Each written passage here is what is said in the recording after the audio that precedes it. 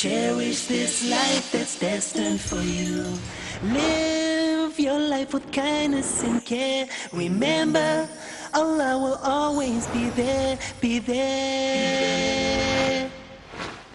Nikahun mubarakun, zawajun mubarakun, an-nikahu min sunnati.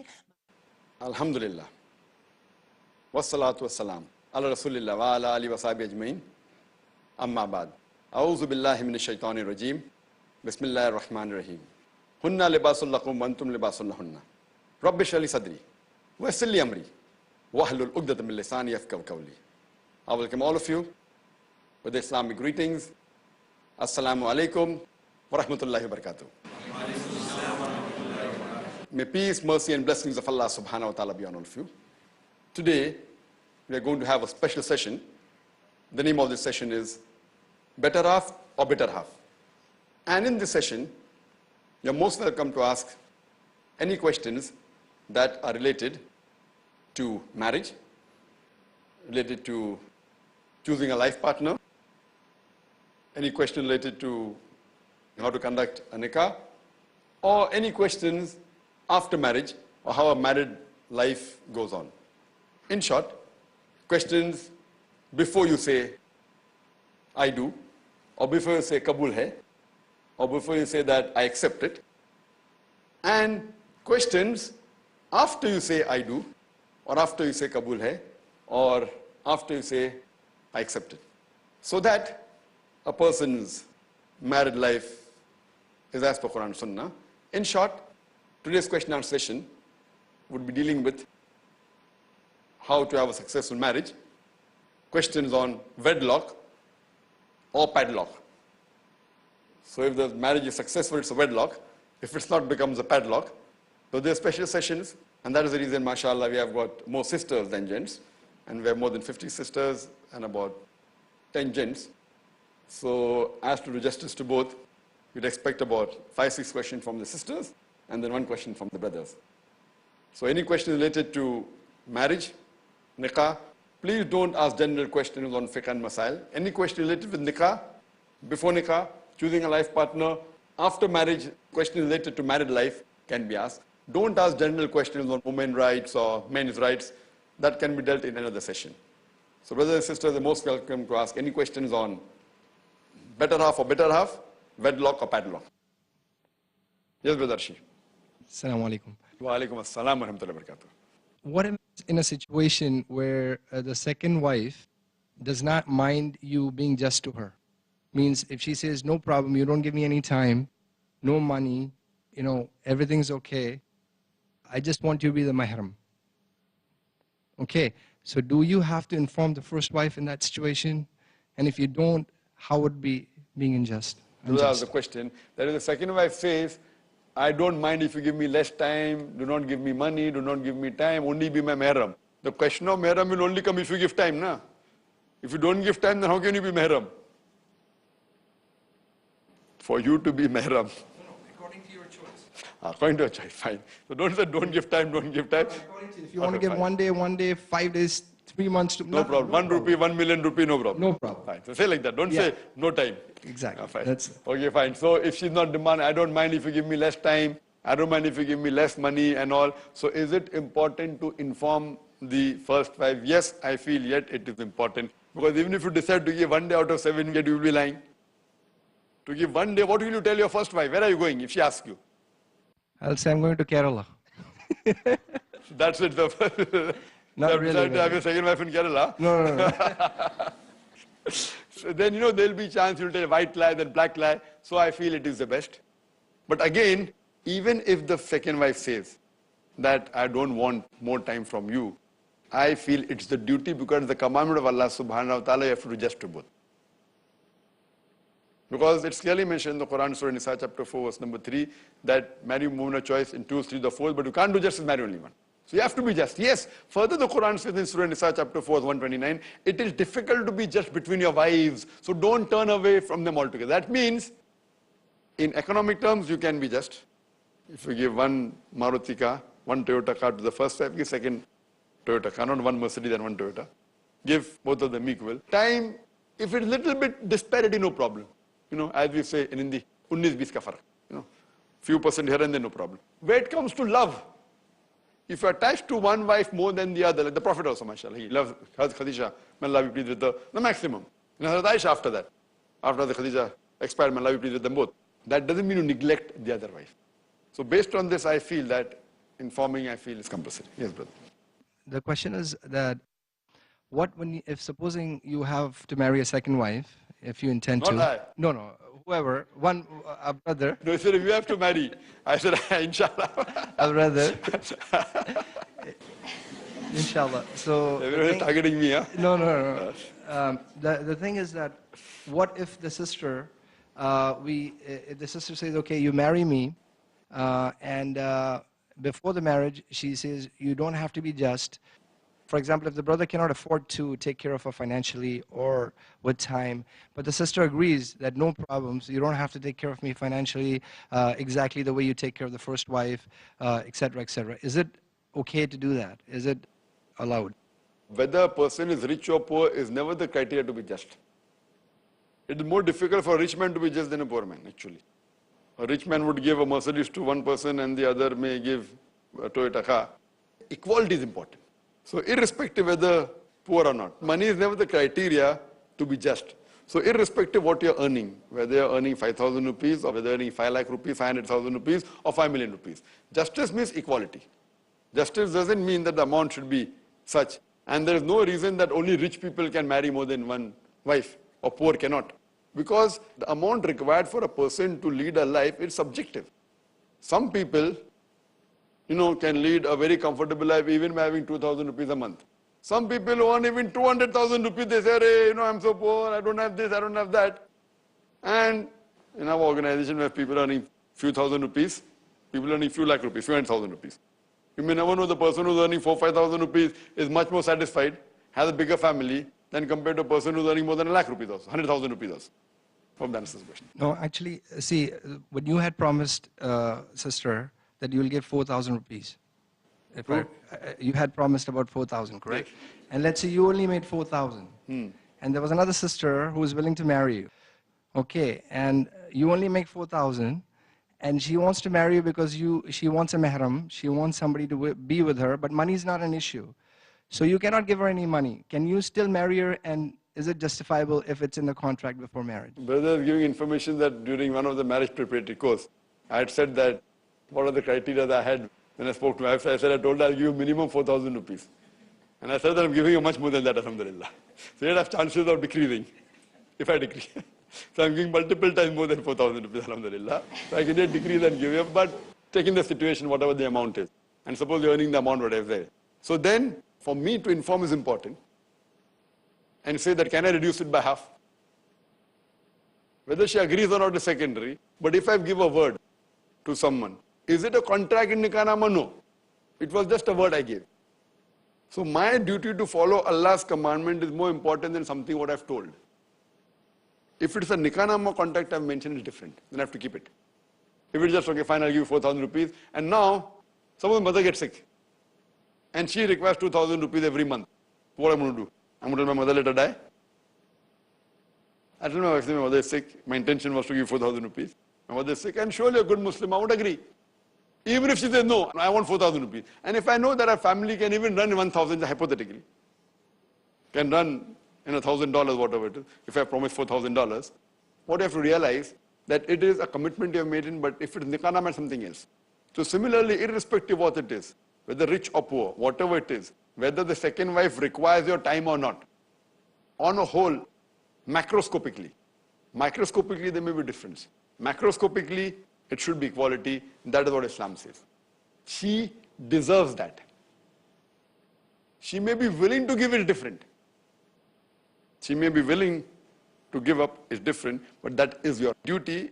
She has a right, and you have to fulfill that thing. Little bit here and there, it's different. Otherwise, equality is a must. Hope that's the question. Otherwise, you won't be called a good husband. She may go to Jannah. Problem of you going to Jannah will be difficult. But the beloved Prophet Muhammad said that the best believer is that who is the best to his family, especially his wife. If you're good to one wife and not to the other, she may sacrifice, she may go to Jannah. What about you? Do you want to go to Jannah or not? So for you to be good, you have to be a good husband. To one wife, if you have one, if you have two, to both your wives. So tomorrow your wife says, okay, Arshi, don't offer salah. So what do you say? Okay, I won't offer salah. If she says, don't offer salah, no problem. Salah is a fard. It is a command of Allah subhanahu wa ta'ala. You have to offer it. It's not as important as being just. It is important. Being just is important. It may not be as important as offering salah. So what she gives you permission is separate. She may be satisfied. She will not curse you. She will do dua for you. But for you to follow the guidelines of Quran and Sunnah, Quran says is very important. Now your plans of marrying second has changed. Huh?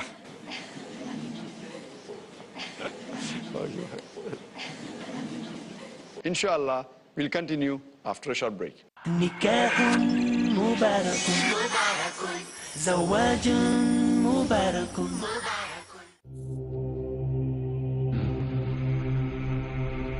Explore the wisdom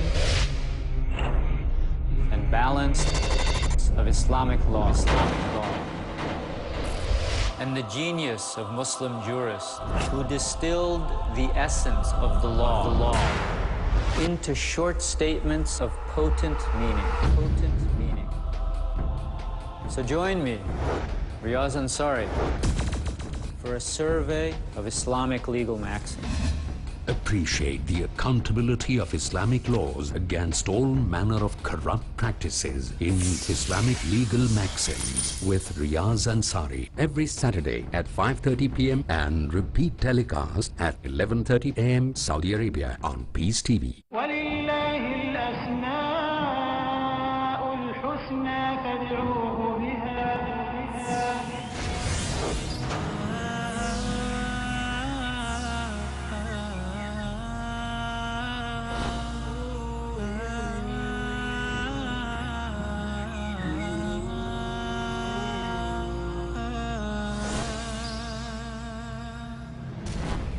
Al-Aziz, the Almighty.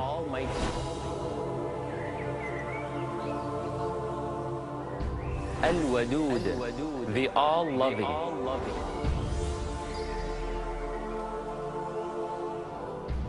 At-Tawwab, the Acceptor of your return.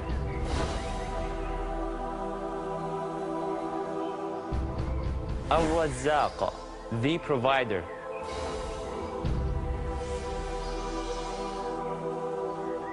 Al-Raqib, the All-Watchful. وَلِلَّهِ الْأَسْمَاءُ الْحُسْنَى. To Allah belongs the beautiful names.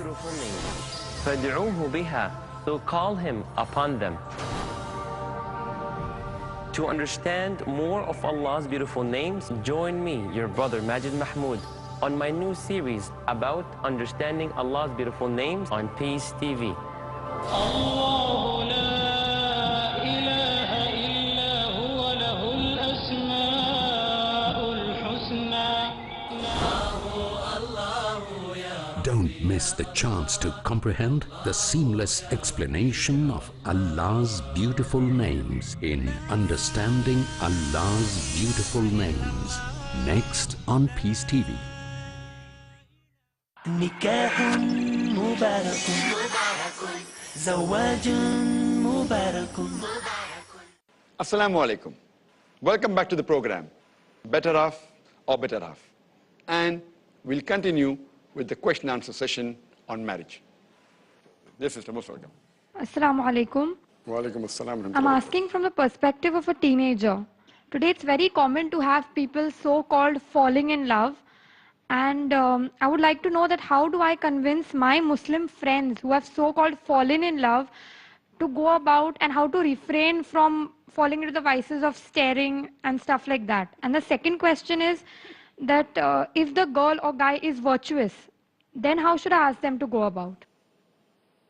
Sister has a question that now it's common amongst teenagers and among the friends that they fall in love. So how can she convince that falling in love is wrong? And what if the girl and boy are virtuous? Correct? That's the question. Yeah, I mean, if the girl likes the guy and the guy is virtuous, so the guy likes the girl and the girl is virtuous. Once you realize, Without haram activity, that is telling or anything like that. Just liking the girl for her character, modesty and stuff like that. first thing that normally when teenagers fall in love, normal style, so how can you convince it's wrong? And on the other hand, if they are virtuous, then is it allowed without staring, without haram, is it allowed or not? First, the general category of falling in love, how does it come about? It comes about by breaking the hijab level. It's not like that, sometimes wonder, why is this girl choosing this boy? The boy is so ugly. And so, this girl is so ugly. So it is when you talk, you start liking things, it may be weird. So therefore, interaction, too much unnecessary interaction between the opposite sex is to be prevented. Not that you can't speak, but if you speak to opposite sex, you have to lower your gaze. So all these things happen because of not following the hijab level. Maybe the girl is not wearing the proper clothes, Islamic clothes, or the boy is not wearing. Or maybe they're wearing Islamic clothes, but the clothes per se is not only hijab. That is one aspect of hijab, the extent. The extent should be loose, it should not be glamorous, it should not resemble the opposite sex, it should not resemble that of non-Muslim. Besides the clothes, the way you talk, the way you walk, the way you behave, the way you think, all this comes into hijab. Just by wearing a clothing hijab, and if you don't talk properly, how are you? Well, very good. There should not be too much compassion. So automatic, whether you're wearing hijab, how are you? There's so much of depth and so much of modulation and so much of love in the voice. The talking is not Islamic. That doesn't have to be stern always, it has to be normal. Same thing, the way you walk. You may wear a hijab and you may not walk properly. The way you think. You may wear a hijab and you may stare and you may think, kya acha hai, or kya achi hai, whatever it is.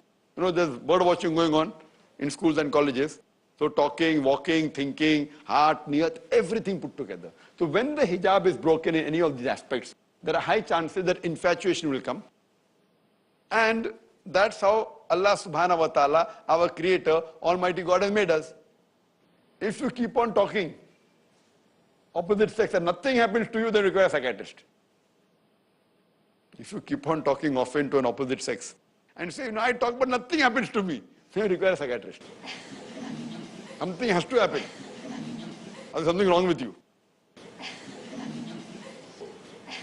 If you follow Islamic principle, lowering the gaze, saying to it be in the hijab level, then nothing happens, that is fine. They're not a normal human being. You keep on talking, hello, hi, shaking hands, comment, pinching, everything, it goes on. So these things, that's the reason then you fall in love. Now, in these cases, in colleges and schools, the criteria for love is far away from the Islamic criteria. 99.9% it is not virtue. If it was virtue, one of them would have stopped. Maybe he is virtuous, but not very virtuous, but alhamdulillah, better than the others, and yet he may fall in love. That's possible. He may not be able to tempt the feeling. If the hijab, the girl or the boy has a little bit lowered, and they get into that infatuation, attraction, and yet they may be virtuous, but not totally. There's nothing like love before wedding in this sort of cases. So there's nothing like LBW, LBW you have in cricket. Nothing like love before wedding in Islam. Therefore, I always say, it is more important to love the girl you marry than to marry the girl you love. It is more important to love the girl you marry than marry the girl you love. We have these Romeo and Juliet, Laila, Majnu, Shiri, Farad. And people say that if Laila, Majnu or Romeo, Juliet would have married, would have come to know what is the problem, they would have had in married life. So it's always more important to love the girl you marry than to marry the girl you love. Now coming to the second scenario, where sister has asked that there's a girl and a boy. Both of them are Islamic, both of them are virtue, but they fall in love. One side, two sides, she didn't say. One side. Two sides is difficult, no? To purchase. So she's taking on the one side, falling in love with the person, and the thing is there that Islamic, is it allowed? So if a person is a virtuous girl, she is not breaking any rules of the hijab. She is following all the hijab rules, talking, walking, everything, alhamdulillah. But she knows of a person who is also virtuous. And she's fallen in love. Is it accepted? It is accepted. Accepted that she desires to marry a boy who she knows of, who is Islamic, it's accepted. But it's not the love that you have in today's age. So it is one-sided. The best is, if she knows that she should propose. Simple. She should propose Islamically. Maybe through a brother, through a father, through an uncle. Send the proposal. So if she's fallen in love, fine. That should not stay for long. Fine. As you said, teenage, fine, teenage also no problem. On the higher side of the teen, no problem. Propose. Send the proposal. Don't wait for too long. You may never know, you may break the barrier of hijab. Now she's Islamic, she's not done anything wrong, she's fallen in love. Propose Islamically. If you don't propose, then there may be problems. You may not be able to maintain your hijab level. So she sends the proposal, and then if she's also Islamic, and he also wants Islamic girl, everything goes fine. If it doesn't, then leave it to Allah subhanahu wa ta'ala. Then if she's Islamic and if he has rejected her, then she should try and find someone who's more Islamic or less Islamic who likes her. So Islamically, if she likes someone on the basis of Quran and Sunnah, because he's virtuous, no problem, accept it. She has not breaking law of the Sharia. She should send the proposal as soon as possible. Don't wait. Send the proposal Islamically. Then we can have a meeting, have a talk, have a chat. If he accepts, alhamdulillah. If he doesn't accept, no problem. She finds someone else and he finds someone else. Hope that answers the question. Assalamu alaikum. Wa alaikum assalam. I'm the coordinator. Even I wish to ask a question. Sure, most welcome, sister. According to Islam, what are the important duties of a wife towards her husband? As far as the duties of a wife towards the husband is concerned, but natural, she should see to it that she is a good wife. As I started my talk today, the session, with the verse of the Quran of Surah Baqarah, chapter number 2, verse number 87. Hunna libasul lakum wa antum libasul lahunna. That they are your garments and you are their garments. Your wives are your garments and you are their garments. The men, the garments of the wives. Now what is the role and duty of a garment? The main duty and the role and the purpose of a garment is to protect one another, is to conceal one another, is to be husband and wife, that they help each other, they conceal each other's faults, they beautify each other, and they strengthen each other. So this is the role of somewhat like hand and glove. Furthermore, if you analyze that the Quran has referred to the woman as muhsana. Muhsana means a fortress against the devil. In several places in the Quran. In Surah Nisa, chapter number 4, verse number 24. In Surah Nisa, chapter number 4, verse number 25. In Surah Ma'idah, chapter number 5, verse number 5. In Surah Nur, chapter number 24, verse number 4. In Surah Nur, chapter 24, verse number 33. In several places, the Quran refers to the woman as muhsana, means a fortress against the devil. So it's the duty of the wife to be a fortress against the devil for the husband. Means she should see to it that she remains a muhsana for the husband, that she sees to it that she keeps the husband on the straight path. If you realize that the husband is deviating away from Quran and Sunnah with a little or more, you should be always present to see to it that to prevent him from deviating. Whether it be he's offering salah but may not be getting up in the morning, example. So you as a muhsana, see to it that you get up, keep an alarm, wake him up nicely, with love, with affection, get him up. So you are a muhsana. If you know he has some vices which he may have fallen into, so you see to it that you're compassionate to him. And with love, see to it that the relationship should be hand in glove. It should not be, oh, you're doing something wrong. Or the question, haram, fine. So with love and affection, you should see to it that he's on the straight path. So these are the basic ones, hand in glove and being a muhsana. Furthermore, all the duties that are there, taking care of the husband, see to it that you obey him, and see to it that you get him closer to Quran and Sunnah. You have to follow almost everything what he says, unless those things which is against Quran and Sunnah, if he tells you, that's the only time you can disobey him. For example, if he tells you not to wear the hijab, that time you not follow him. But otherwise, if he tells you something Islamic, you follow. If he tells you something which is mubah, also you follow. So in this way, the duty of the wife is to keep the husband happy. It's the duty of the husband to keep the wife happy. It's not a one-way traffic, it's a two-way traffic.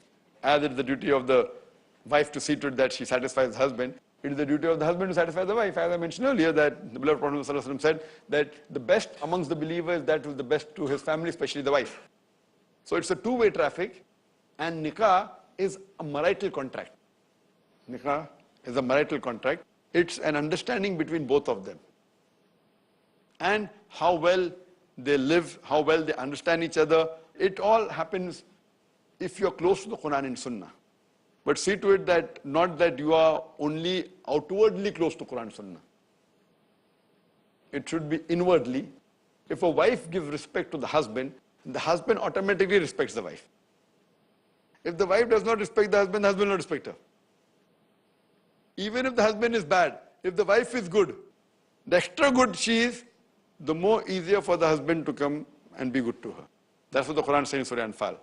That don't defeat your enemy, win over the enemy. If you win over the enemy, you'll never know that in whose heart was enmity would become your friend. That goes in generally, that also goes for the spouses. So relationship, sister, is more of a hand and glove. Hope that answers the questions. Assalamu alaikum. Wa alaikum assalam. My question is, if a husband and wife are staying together, they're married around 10 to 12 years, and these 10 to 12 years, they're just staying with each other just for the sake of it. They are not actually involved with each other, and they're just staying together to show others that they are husband and wife. Is the nikah valid? Starts the question that if two couple, man and woman, are married with one another, they're staying for more than 12 years, but they aren't having a relationship, but they're just telling to show the world, is the nikah valid? Is nikah valid? Why should the nikah break? Nikah is valid. Whether they want to continue or not is secondary. Whether the good husband and wife is there, but the nikah is valid. Because they are married. If they did the nikah according to the Quran and Sunnah, the nikah is valid. They have not said talaq. Talaq is not that valid. Both may not be good husband and wife to each other. That's a secondary question. Because having relationship is not compulsory for the nikah to continue. Having relationship is not compulsory for nikah to continue. So they may not be good husband and wife, but the nikah is valid and they are yet husband and wife. Hope that answers the question. This was the last question of this session on better half or better half. Inshallah, we'll meet soon. Wa akhir da'wana alhamdulillah rabbil alameen. Stay young forever, be true.